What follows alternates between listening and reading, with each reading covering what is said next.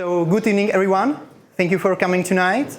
My name is Patrik Juránek, and I'm Director for Czech Republic at Startup Grind. At the beginning, I would like to just ask you, for how many of you this is the first Startup Grind event? If you can just raise your hand. Oh, amazing. That's great. So the bubble is expanding. Great. So for you, just briefly introduce, Startup Grind is right now one of the largest startup communities in the world. We are organizing events such this in 600 cities, 150 countries. And the purpose why we are organizing event like this is to be the part of the community and to help you. Because I believe that here is so many people, not only from the entrepreneurial scene, from the startup scene, but maybe from corporate, from small, medium businesses. And believe that maybe all of you had such a moment in your life when you were striving for the career or for your business or for every dream which you would like to achieve. And someday maybe you just feel a little bit alone. Maybe you someday would like to have a little bit more feedback for anything what you are thinking about. And this is the great space. This is a great time to discuss it, not only with the speakers, with me, but with all of you. So this is your time. So absolutely, after the event is at the end, please use this time and try to give at least one feedback to everyone here, because this meaningful feedback could be really beneficial and could help them and support them on their way to the success. It wouldn't be possible for us to organize event in such high quality like this without our partners, sponsors like Google, Czech Invest, Lagardère, Philip Morris, and many others. And I would like to give warm welcome right now one of the partners for tonight, which is the representative from the capital city of Prague, Honza Dobrovský. So please, Jan, could you join us? Sure.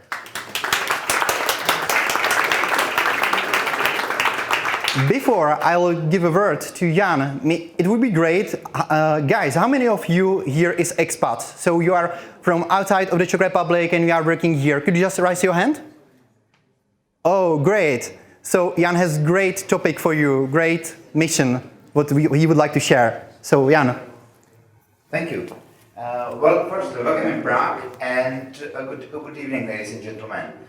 I am Jan Dobrovský. I am responsible for business support and innovation in the city of Prague. And about innovation, we need people, because every innovation is based on people. It's focused on especially focused on their brains. And to attract people, it's important to have good quality life and support by information and make your life easier. For that reason, we established Expat Center in Škodův Palác in the city of Prague. It's for all of you to come there and get information, some consultation, how make your life in Prague much more easier than if you are alone here. So you're welcome for Expat Center, and in the next door of Expat Center we have Business and Innovation Center. It's for all of you to get more information about the possibilities, not only from Prague but also from public and private sector, how they can support innovation and business. So come and learn more about what you can do here. Thank you. Thank you, Jan. And absolutely, if you are interested in the, visit this amazing space, we'll do some follow-up emails. So for all of you who registered, we'll share more information about this great initiative. And we have one more special partner here.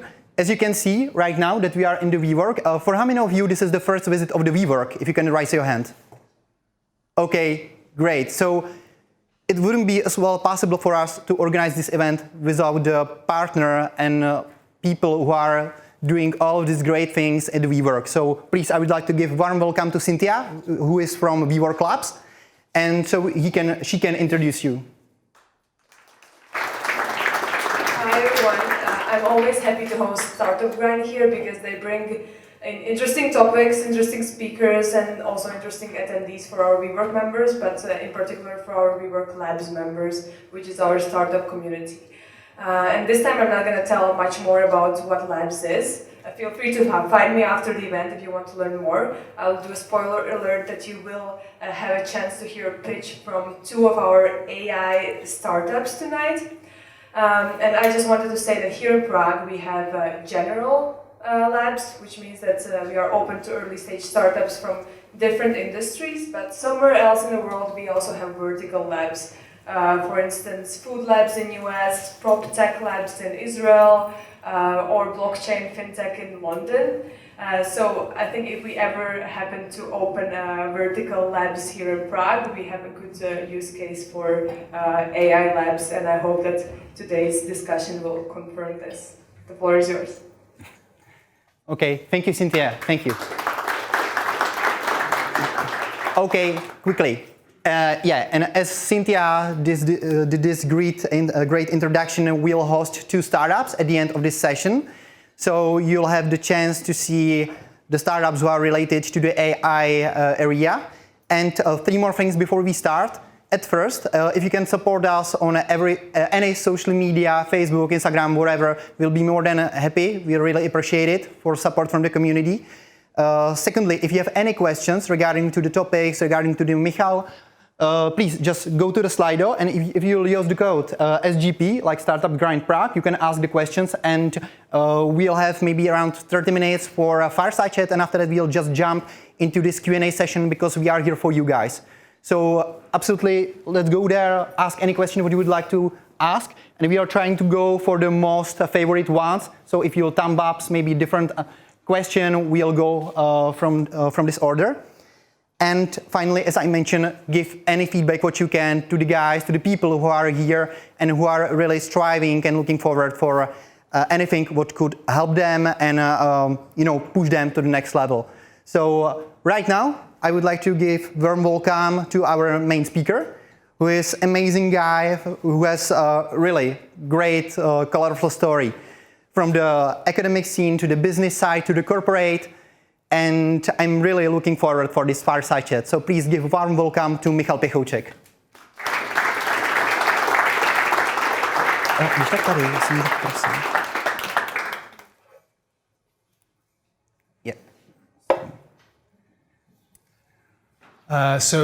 Thanks for having me. It's a great honor, and I'm actually really pleased to be in this building. It's a beautiful building. And it's great to have a chance to be in a landmark piece of architecture in Prague, because we don't have that many, unlike other great AI centers like London, where they have great architecture. We in Prague are very modest when it comes to modern architecture. So I'm glad to be here. Yeah, great, and it's a pleasure to host you here. Would you like to sit or we'll stand? So let us start standing, and I'm an old man, so sooner or later I'll just... Sorry, I just want to ask about it. So maybe let's start from the very beginning. If you can just really briefly introduce yourself, what you are doing, what you have behind you. Okay. So to be honest, I just came here because I wanted to hear your questions and kind of have a chance to interact and to respond to whatever you guys are excited about. But like real quick, I'm an AI scientist and AI educator by training and by heart. So I started being active in the field of AI in the 90s, where everybody was now referring to the AI winter, but it was not any winter at all, because like all the theories and algorithms that are fueling AI business these days have been invented in the 90s. So actually, like very important area. And there was a time when I was taught that one day we will beat Garry Kasparov in chess, but we will never beat anybody in Go. And this prediction has proved wrong. And similarly, I was taught that driving a car is like very intuitive, and no computer can drive a car. And this prediction has been also overcome. So this is the time when I've started. And since then, I did like lots of AI research at the Czech Technical University, but also other universities around the world. I was lucky to have this great idea of putting together AI and cybersecurity and build a startup with Martin Rehák, Cognitive Security. that was acquired in 2013 by Cisco. Since then, I've built a couple of other startups, Blindspot AI, that was acquired by Adastra. I've also invested with Evolution Equity VCs, and now I'm in the corporate and I'm the CTO of Avast. I would like to just a little bit step back to your amazing experience from the academic sphere, and what would you say that are the most, important lectures or experiences what you were able to gain during those like 20 or 30 years, during your studies outside of the Czech Republic? What do you think are like the most important points which you realized? Okay, so I have like very complex relation to my parents, and I'm learning from my parents exactly what I don't want to be. And it's actually very similar to my inspiration and motivation from the California startup community. I learned what is it that I don't want to take from how Czech people are making business. And that's the recommendation. Czech people in the business are often afraid of two things. One is failing, right? This fear of a failure is like very, very Czech. And also I would say that also the fear of succeeding is very, very Czech. And people are afraid that if they succeed, they may become rich, and then people would be always looking at them with some suspicion that it's somewhat fishy, right? So this guy succeeded, and it's very Czech. And in the adult startup world, like Britain, Berlin, California, this is totally the opposite. Everybody is excited about successes of the others. And everybody is happy to share their fuck-ups and their bankruptcies and failing to deliver on their ideas. And by sharing successes and sharing failures, there is a community, right? And the community works together and kind of gets better in collaboration. So I actually think that the collaboration and sharing successes and sharing failures, this is the most important lesson I've learned when I was abroad. Is this something, like you mentioned, the thoughts what actually the Czechs has around the successful people? What are you actually trying to do, to maybe shift this, mindset? Because you are part as well in the academic sphere, Prague AI and other projects. So is there anything where you are really trying to, on the mind level, to switch this, to shift this ideation about that the successful people are wrong, and how to actually support as well, maybe some awareness, about the entrepreneurs, if you are trying to, and technology innovators? So I'm still the head of the AI Center at Czech Technical University, which is a research group that works mainly with students.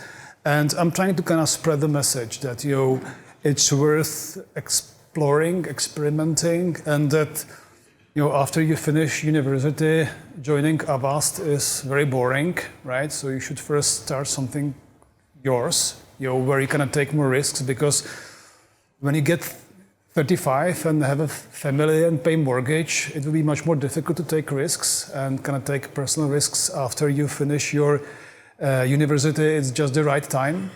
And the opportunity is great, right? So now you are connected to your friends and to other fellow startup entrepreneurs. You can easily get connected with entrepreneurs in Europe, and it's best time to try your luck, learn something, and you can join Avast later, right? So you don't need to join Avast exactly after school. And are you still somehow connected, because right now you are in the corporate world, are you still somehow connected to the academics? You're trying to maybe support some spin-offs, what are actually right now building at Czech Technical University. So maybe right now, what do you think are the key messages would you like to share with the people who are maybe right now, at the universities and they are thinking about create some project? Because I believe that it's not so easy. We actually host at the Startup Grind one event 2 months or 1.5 months ago at Czech Technical University, and I know that the students especially asked about the IPs and those areas. So, what do you think is the key message? What would you like to share with them? Okay. Okay, so I've got a contrarian views, right?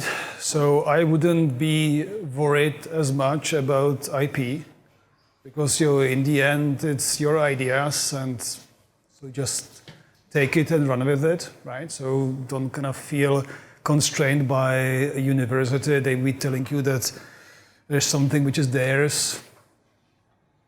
It's yours. Just take it and run with it. So it'll be my recommendation number one. The second recommendation would be that the university is a lab. It's an intellectual lab that kind of lets you to kind of drill really deep in something which is where your passion is. It also lets you to experiment how to collaborate with application sphere, right? And there are two application spheres, two application opportunities. One is the startup community, and the other one is like true industry.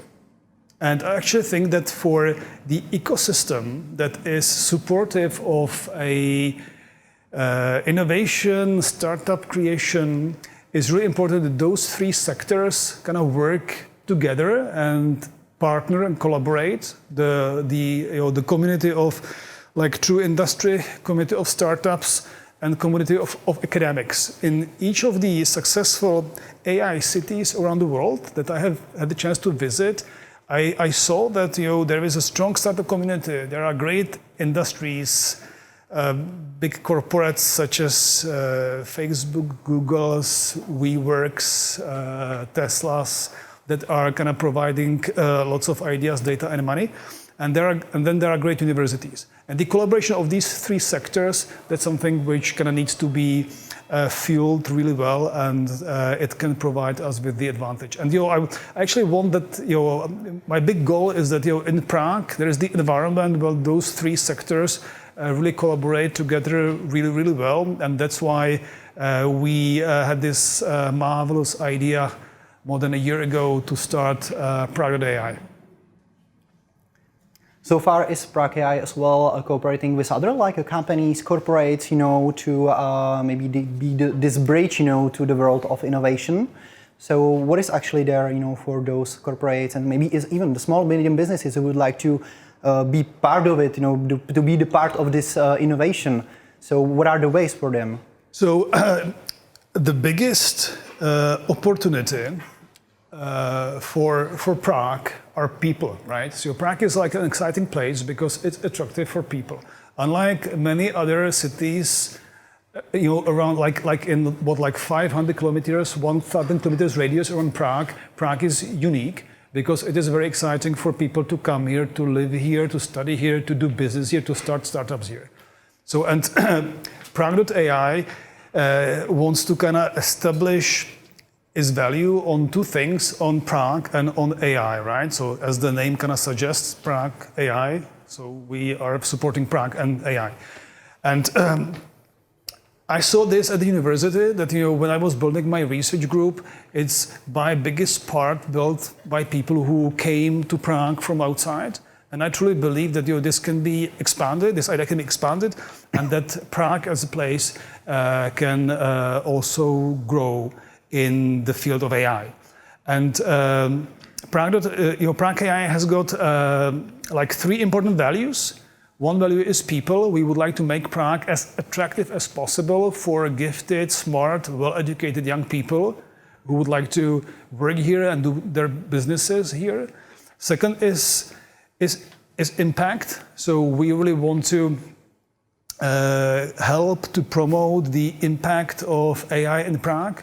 And third is building a community, right? So for Prague AI, it's super important that there exists a community of people that work together in the field of AI. I think it would be great, just to mention that in the Prague AI project, as you, and here are other guys from the Prague AI. So if you are interested to maybe, find out more, hey guys, Lenka, maybe can you just stand up? Okay, so those amazing ladies, if you are interested in Prague AI, please, you can come to them after the event. They are amazing. Actually, I think that, all of us, we are here regarding to the AI. So I'm really curious, what was your first contact with AI, with artificial intelligence? Wow, I don't really remember. If was some moment on your timeline when you realized, hey, this technology or this will be huge. So my first contact with AI was when I was choosing my studies in the UK, and I had to choose between a computer science degree from the University of Edinburgh or the AI degree from the University of Edinburgh. And I was asking then my teacher, my professor here in Prague, and he told me, anybody can do computer science, but AI, I've never heard about this. Go for it. So, and that's why I chose to go to Edinburgh to study AI. What was the year?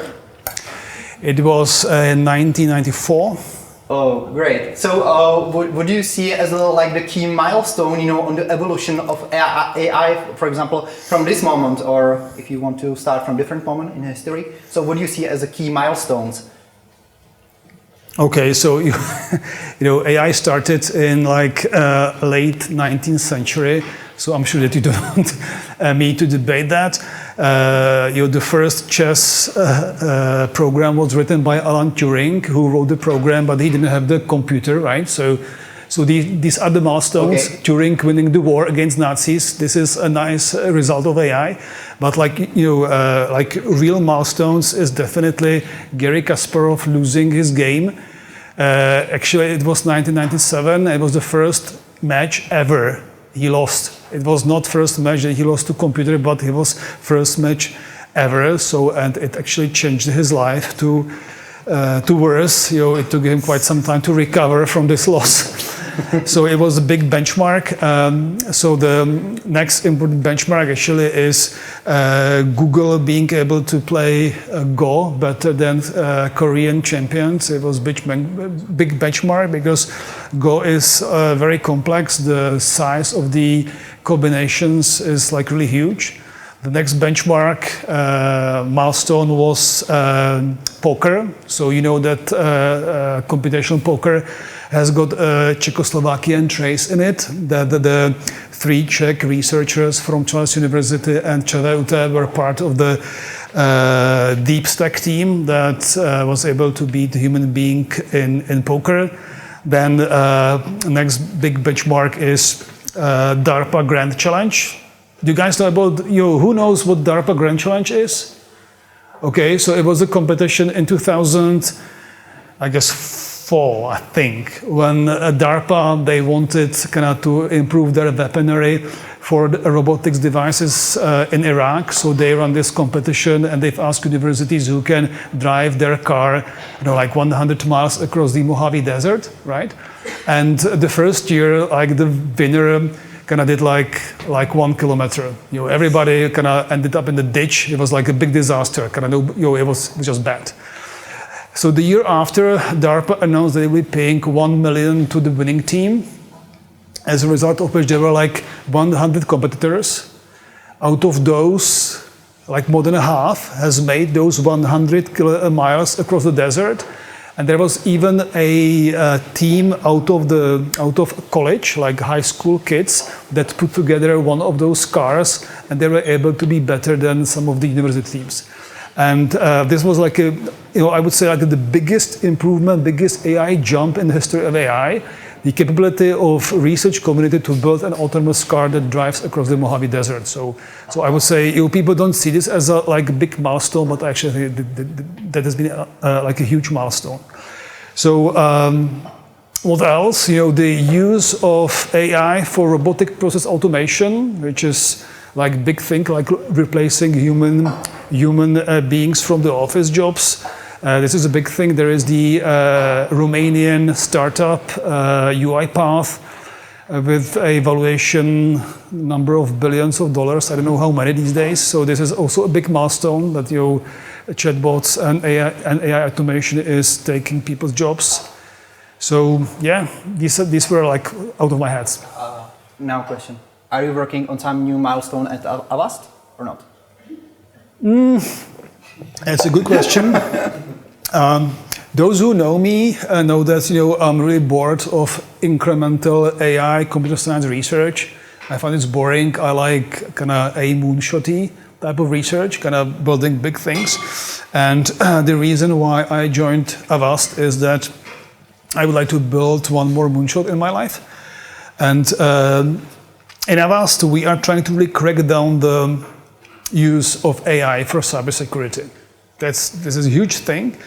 And me and a couple of my colleagues, we are solving there like two foundational AI problems. One is AI explainability, to be able to build the AI algorithms that are explainable. Because running machine learning on top of network data and then suggesting some anomalies, kind of school kids can do this. It's like really simple. But to do it in a way that the cybersecurity analysts would believe the algorithm, it's almost impossible. They are suspicious. They think it's all this AI magic. We don't buy this. So we are kind of building algorithms that have the explanation embedded in themselves. And it's a big thing. Nobody has done this before, right? You got like a deep neural network that is kind of giving you some suggestion, and this is kind of it's like one box full of entropy. There is no explanation. So we are building explanatory AI algorithms to help with cybersecurity. And the second piece is AI-based cyber warfare, which is like interesting thing. These days, attackers are kind of using lots of AI to build a sophisticated, custom-tailored malware. And we have used results from the guys in the field of game theory to be able to model this asymmetric AI warfare between the attackers and defenders, to model it formally and try to build the algorithms that are making the antivirus systems around the world more resilient against the attacks of the future, which will be the AI-driven attacks. So this is in a nutshell. Are you somehow as well, connected to the government, and work on some maybe kind of projects that could be as well, beneficial, for example, for our country? No, we don't work with the government. No. Okay. We work with the university. Yeah, on the other side. We work with the Czech Technical University, and we have the joint research center between the AI center at Czech Technical and Avast. So there's like a strong collaboration, and we are working on those moonshots together with the university. And from your experience, of the AI, do you see that here in the Czech Republic are some, rising stars in terms of startups or some projects who are already able, to be applied in the, for example, in the public transport or in different areas around us? So, to my knowledge, Prague AI community is very fertile, and there is like lots of cool stuff going on. It would be unfair to kind of name one specific startup, but as you know, we are like really good in computer vision. So there are startups that are doing visual data processing and doing good business with it. So we have good startups in NLP and NLG, natural language processing, natural language generation. So this is also kind of our thing in the Czech Republic. So there's like lots of going on in this sphere. So we have lots of new startups in cybersecurity in Prague and Brno. So great talent is building new startups. Even those who have built startups in this field before are building new startups these days. So it's a big thing. So yeah, Prague is not so bad in terms of the attempts. So I hope that we will see more unicorns. And what do you think about implications of AI? Because many things around AI, everything is like, yeah, that's great, it's a great technology. It will, improve our society. It will, help us in evolution. But are there any threats that it could be used, for not so good purposes? So I can speak like for long hours about how AI is going to be great and great only. I can speak the same amount of hours on how AI can be dangerous, right? So it's take your pick. So the thing I can say is that I don't really buy into this big general AI fear, right? Like Elon Musk or Stephen Hawking are gonna he was claiming that one day AI will be so clever and smart, so general, that it would be able to become super intelligent, which means that it would overcome our level of intelligence, and as a result of this, the society will die. I don't think this is the case. It may happen eventually, but not in my lifetime. I think it's way far from where we currently are. I think that AI will pose totally different challenges to the society before this can happen, and those challenges are as follows, right? So one is jobs. We see that AI is changing the job market big times, and it will continue to do so. Am I worried? I'm not, because the way how AI will be changing the job market is that it will be taking away the shitty jobs. This shitty jobs and shit jobs. Shitty job is like this not very well paid job, like cleaning garbage, washing dishes, this kind of stuff, or working in the McDonald's. And those jobs kind of will be there forever, I believe, because they are important and low paid. The shitty jobs are jobs if you are like a junior lawyer, you sell insurance, you are doing financial predictions. Or you work in the government, in the administration. So those are jobs that are like very, very well paid, and they don't provide that much of a value. And AI will go after those expensive shit jobs, right? So I think that AI will be changing the job market for better. But the truth is, it will be dividing the access to income, and the scissors will be widening. There'll be like people getting like better and better opportunities, getting more and more rich, but there'll be like lots of people without jobs. And if the society will be capable of kind of solving this problem of redistribution, that's a big challenge that we kind of need to think about.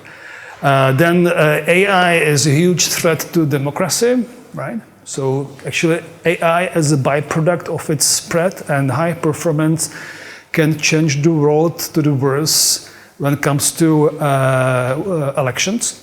So we have seen a couple of rigged elections.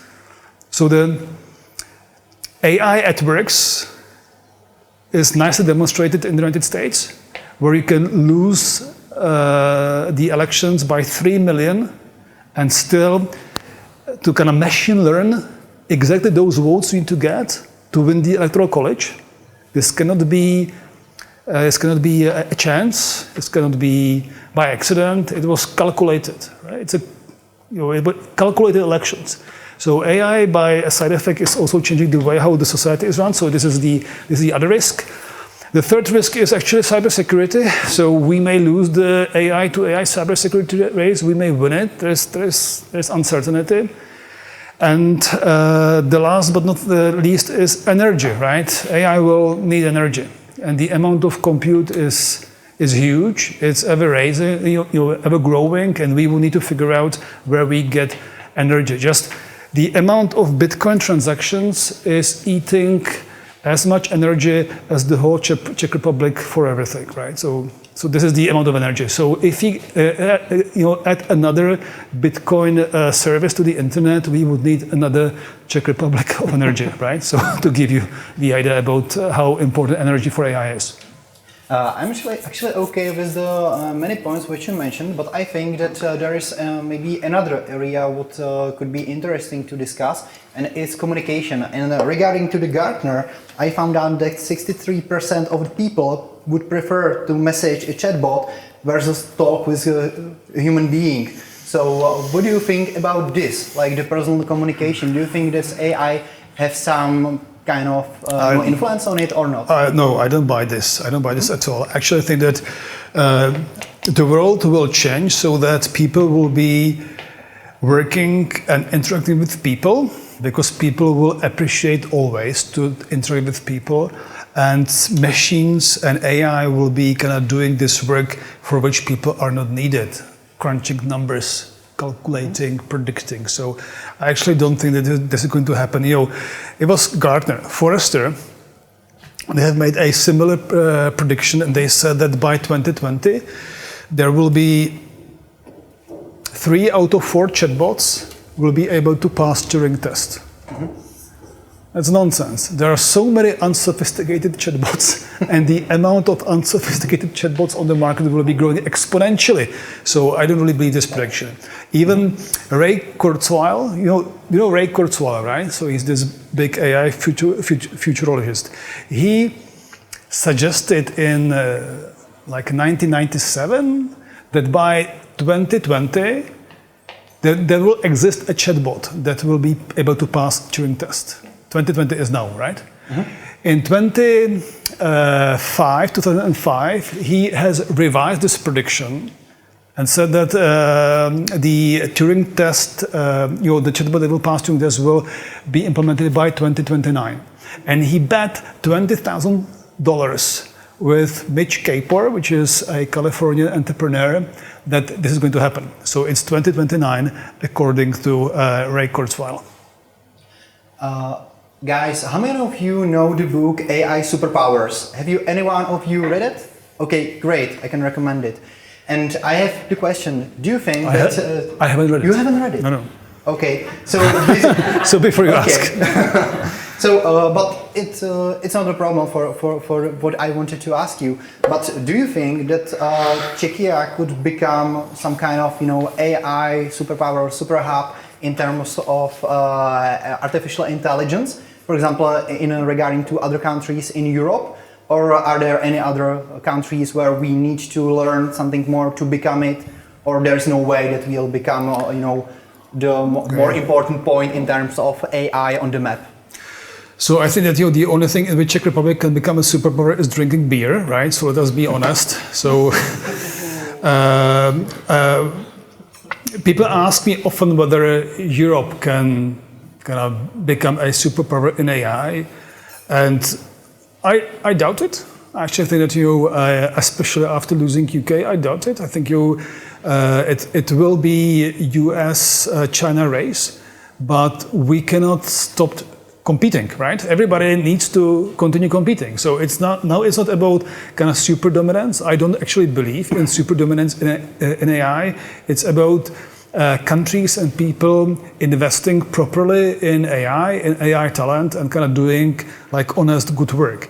And I actually think that Czech Republic has got the opportunity to do good work, to become a recognizable hub on the map of AI.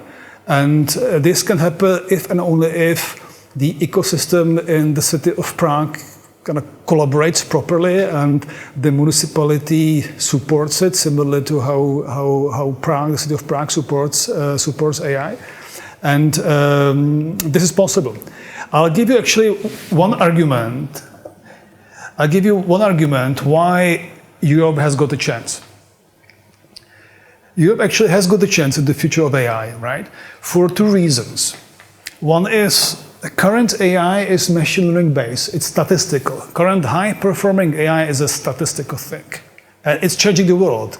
Driving cars, automating work, doing lots of cool stuff. It's statistical, right? In the 90s and in the first decade, the trend was different. We were doing different things than statistical machine learning. We were doing a reasoning-based AI, logic-based AI, different kind of an AI. And in this AI, Europe used to be superior to the US, right? So for 20 years, there was like lots of great research in this field. And now there are calls for AI explainability as the same thing that we are solving in Avast, people who would like to use AI for healthcare need, right? So it's very difficult to let the algorithm to decide whether they will be cutting off your liver based on some neural network, right? So it's very complex. So there also need explainability. And because this call and requirements for explainability, it's also very much connected with regulation and with ethics and with everything. I think that Europe has got a jumpstart opportunity because we have a tradition and research results in symbolic reasoning-based AI that it's not as visible in the US and it's non-existent in China. So it's the first argument, and I think it's actually very valid, especially researchers in Germany have great results there. And the second one is, the second argument is kind of freaking a bit. I'm a liberal. I don't believe in regulation. I'm like typical. We were debating the other day with people on the board of Deník N about some clashes in Slovakia, and they were using this great term that somebody was complaining about liberal extremists kind of going against Slota. So I'm a liberal extremist, right? And I like one thing in Europe, which is that we have the tradition of high taxation and high regulation. And in the future of AI, I think that the key to prosperity finally will be in redistribution. So there'll be so small amount of people having high paid jobs that the current way where we tax in simple way, like in the US, they tax so little wealthy, and there are so many poor people, and we are seeing this on the streets of San Francisco and on the streets of Los Angeles, that the poverty is everywhere. So the fact that Europe kind of has a tradition of redistribution, I think will allow European countries to take the benefits of AI and slowly change to the world where there'll be minimal basic income, minimal basic services. The society kind of will be capable of adapting better to the future where there'll be only a small amount of people creating GDP, right? While in the US, there is no tradition in that, right? It's like very liberal society, and it will be much more difficult to turn away the system so that they can live prosperously in the new age of AI. I think that Europe has got better chances. And the third argument is freedom, privacy. Europe has got a heads up in AI regulation. It is a complex issue. I don't like regulation, but I like regulating AI. It's such a complex, in a way, dangerous thing. It needs to be regulated, right? So look, in California, they've invented pretty much everything, right? Including the capability to recognize photos from street cameras. San Francisco is the first city who banned it. You cannot use this technology in San Francisco. It's banned. Now there are other cities in the United States that also banned it. And you see that people who understand the danger of the technology are the first one who are taking the lead in regulation. And Europe, with the GDPR shit and everything similar, we've got this great opportunity to be the leaders in regulating users' private data and then preventing misuse of AI against individual people. Okay, so before we'll jump to the Q&A, I have just really short questions. It's really for a short answer. Okay. Some rapid fire questions. So, startup or corporate? Startup. California or Czech Republic? Czech Republic. AI, friend or foe? Friend. Academics research or application business? Academic research. iPhone or Android? iPhone. What is the book that you give most? That I give most? Yeah, that you like most. Okay, so now you see how little I read. Next. No, maybe ebook. I'm actually reading this great book just now, and I don't remember its name, but it's about the HR. It's by the HR person from Netflix. Does anybody remember the name? It's like the book, or it's a show? Yeah. It's a book. It's a book. the HR VP of Netflix wrote this great book that is out, and I forgot the name. Sorry. Mm-hmm. Okay. And what is your favorite documentary or movie? Matrix. Okay, great. So thank you very much, and let's jump to the Q&A. If you want to ask something, you It's can. powerful. Yes, powerful. Powerful is the name of the book. Okay, so can you please expand on your explainable algorithms? How exactly does such a model look like? Okay, so do you have a whiteboard?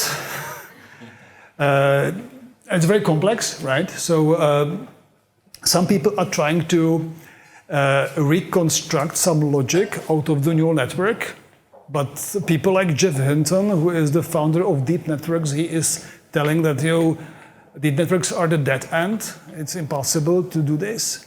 So we have researchers like, at Czech Techno, there is Filip Železný, who is trying to build algorithms that are not producing a neural network, but a prolog-like logical program. So he's kind of learning causalities from the data and then constructing programs from those causalities. So a totally different approach to analyzing data and kind of learning something, but statistical. Is it a good answer for you guys? I don't know who asked it. So how does IoT change the landscape for Avast, especially with regards to physical security, sensors, security cameras, etc.? So actually, Avast is not into physical security, right? Avast is not kind of using IoT devices for providing security. This is not business of Avast. Avast is trying to secure the IoT devices, right? So it's kind of the opposite business. So it's a great piece. Avast is now building a threat labs, like guys doing the analysis of the IoT devices. I kind of saw this great demo where they illustrated how they can hack a printer, how they can hack a light bulb, all this cool stuff. And for Avast, it's important to kind of be able to build a technology that monitors the network traffic and tries to understand the anomalies and threat, not from analyzing files, just the antivirus business is analyzing the files that land in your inbox or that you click on. It's kind of file business. But with the IoT, there are no files that you can see really. What you can see is traffic. And we are analyzing the network traffic and trying to learn what is fishy from observing the traffic. So we at theater.com are making AI Write, a theater play that will be performed in Prague and New York. I guess it's from Tomáš, right? Is human creativity in a danger? Will writers lose jobs? Okay, so if you write a stock market report, or if you write about the weather, or if you write about hockey matches, then maybe your job is in danger, right? But I don't believe that people's creativity is in danger, because I think just the opposite. With more use of AI, people will be relieved with the monotonous, boring mental activities, and they'll be getting more opportunity to be involved in creativity. So actually I think that we will see a growth in creativity. And not only because people will be given the time, because there'll be no other work left but be creative, but also because people have more time to study and learn, right? Because there'll be less work, people will be working less, and people will be spending big amount of their time to study and to prepare for the next jump, right? So actually I really believe in your university as we know ČVUT these days will no longer exist, because nobody will have time to study 5 years something. They'll study 1 year, then they work for 5 years, then study another year, another 5 years, right? So, and I actually think that the amount of time spent studying will be growing because of AI.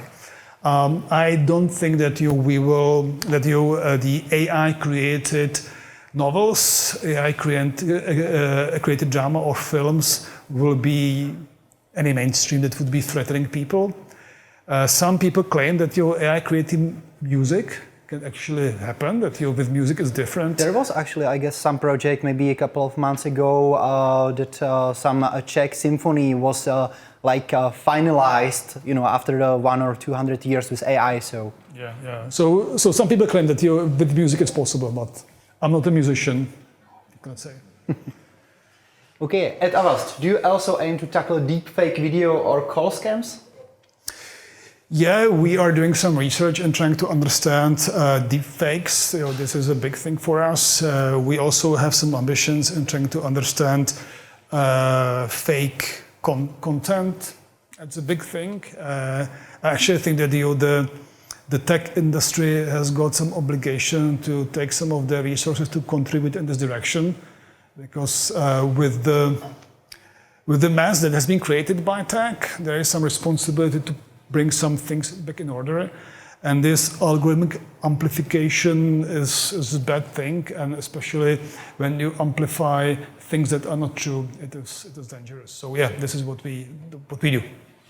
Okay, so last 3 questions. So how exactly does prg.ai plan on achieving its goals? Are the incentives for researchers attractive enough? So prg.ai is like national theater, right? It's nation working for itself. It's people in Prague working for themselves, people in the Prague ecosystem helping each other and helping each other to grow the prg.ai ecosystem. So it's very important. There is no, we didn't get any European funding right? So Amazon didn't give us like $500 million, right? It's us, it's people who do AI in Prague, and it needs to engage and collaborate. And Prague AI has having open membership, right? So Prague AI is inviting startups, companies, universities, research institutes to join per fee.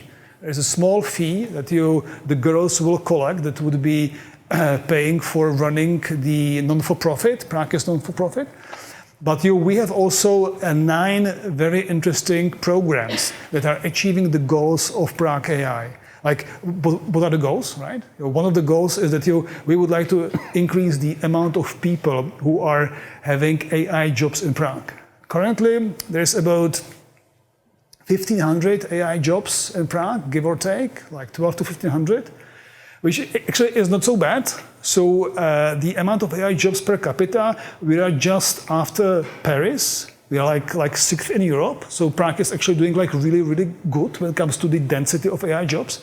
And one of the goals of Prague AI is that within 5 years, we have 5,000 AI jobs, right? So it's like triple the amount of AI jobs. The other important goal of Prague.ai is to increase the amount of AI startups. We would like to have 50 new AI startups in 5 years. It's a big thing. We also want to bring here new professors that are teaching and doing research in AI to work from one of the Prague universities. So the programs are, I just enumerate those 9 programs. The program number 1 is promote. So we would like to promote the values of AI, the potentials. We would like to speak truthfully about the opportunities and dangers, right? We want to speak about the fears that make no sense, but we really want to communicate to general public that AI matters and it's important to be involved in the AI revolution that is around us. Second one is come. We would like to make sure that people from East and West, from South and North are willing to come and work in Prague, either at the universities as professors or researchers, or building their startups in Prague, or working for the Prague AI companies. So this coming is very important. We would like to make Prague attractive. I don't know what you saw on LinkedIn yesterday. Satya Nadella, the CEO of Microsoft, did have this great post when he said that the successful countries will be those to which people would be happy to come, and those are the countries with the open immigration policies. So I really believe that the successful countries in the future will be those with open immigration policies, and we need Prague to be open for people to come. The third one is teach. We really believe in AI teaching. I'm an AI teacher. I've been teaching AI for 20 years, and we would like to scale this. We have experimented and created the first Prague AI minor specialization, lectured at Czech Technical and Matfis. And we have first 25 students graduating from this AI minor this fall. And we would like to expand it so that the Prague AI minor is not only for the computer scientists and mathematicians, but also for the architects and for the people who are doing law and for the medical students, so that AI can become like a second specialization that can be attached almost to anything you study at Czech Tech and Charles University. So it's teaching. The fourth one is incubate. We would like to support the startup community in the city of Prague by collaborating with the city of Prague that are happy to provide some support spaces, by working with the vibrant VC community in Prague, by bringing in even more seed capital. So it's the innovation, it's the incubation. We have the next program, which is Innovate, where we want to help businesses in Prague and the Czech Republic to use the AI backends that are available on the market and to help them to change their businesses so that they are more AI ready. Then we have a build, which is building the AI ecosystem. There has been a number of events that Lenka and Julia are doing. There is 650 participants on the Best of Prague AI in December. And then we do Connect, where we would like to connect also our researchers and startup entrepreneurs with activities in Central Europe and in Europe. So these are the 9 programs that are kind of trying to achieve the goals of Prague AI. And are you somehow cooperating as well with Česko Digital and those other, like, or it's there's not any like you mean cooperation? Digitální Česko? Yeah. No. No. Okay. So last question: what is your opinion of Karel Janeček's electoral system D21, which should be more resistant to manipulation? Okay, so I've got somewhat contrarian opinion on this. I think that we as people need to be able to contribute to civic society so much that we would be able to win the elections with the current electoral systems. I'm so scared about AI contributing to changing the electoral systems because this can lead to loss of freedoms, right? Mm-hmm. Karel is right. So there is a zillion of ways how we can mathematically optimize our election systems. Like, one example is to get rid of this stupid don't method that is valid in the Czech parliamentary elections, where the parties that are favored by liberal extremists do not have an influence, and my vote has got like 30% weight than the vote from Digitální Česko, right? So we can change this. We can change the electoral college in the United States. But those changes, if they are AI-driven, they can kind of manipulate us somewhere where AI wants us. I'm totally okay for AI to tell me which shoes I have to buy, because I buy them. I don't care about the shoes, right? In a way, I care about the news I read. I'm not so happy there, but I don't want AI to help me advise how shall I run my elections. I think it's very dangerous. So philosophically, I think that we need to be able to live with what we have and be very careful for changing the electoral systems. So as well here, it should be more about free will and that the people make these decisions on their own. Okay, so right now we would just jump for the 2 pitches, and it would be great if you could give some feedback, some meaningful feedback to those guys. Yes. So do we have Radek from Superface? Yeah, let's go. Give him warm welcome. Come on. No, it's okay. You'll give a feedback after, and you have like, let's say, 80 seconds. 80 seconds? Yeah, now. Wow. You promised me 2 minutes. Oh, so guys, this is first time I'm pitching Superface, so if I'm nervous, you can laugh, it's okay. I will take your feedback after. I will continue on the speech of Michal. He was talking about some boring jobs. I think he even used a different word. My very good friend, best friend, then he found out that there is also a boring job in developing of APIs and over the data. So Superface, what we do is that we are releasing humans from machine-to-machine communications. Superface is a new communication protocol for autonomous APIs. Superface is a tool. It's an open source tool for developers. It's a tool which you can design the data, which can be used for AIs. So we say that Superface is enabling AIs to consume the data autonomously.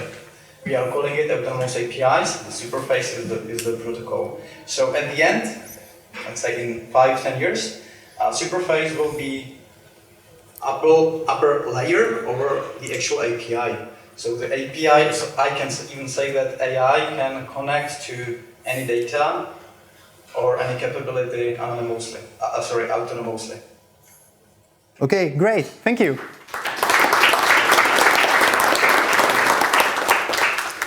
So it's like super complex within 80 minutes to kind of get the grip, but your idea is technically feasible and to understand the size of the market and the competitive analysis, right?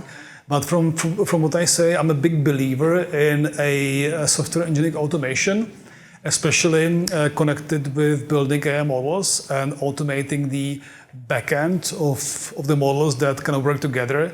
We see this in Asia quite a bit, while in Europe and in the US, the AI craziness is asking for more people to do the job, which means that the people who are doing the job are not as qualified as they should be. It's a bad thing. People in Asia, they are kind of investing more in the AI backends, and they are buying tools like Amazon SageMaker and similar stuff. So I think that there is great opportunity for you guys to do more automation with the APIs. Okay, thank you very much. Great, thank you. And we have a second brave guy here, which is Andre, right? Andre from Recombi. So give him warm welcome too. Welcome, Andre.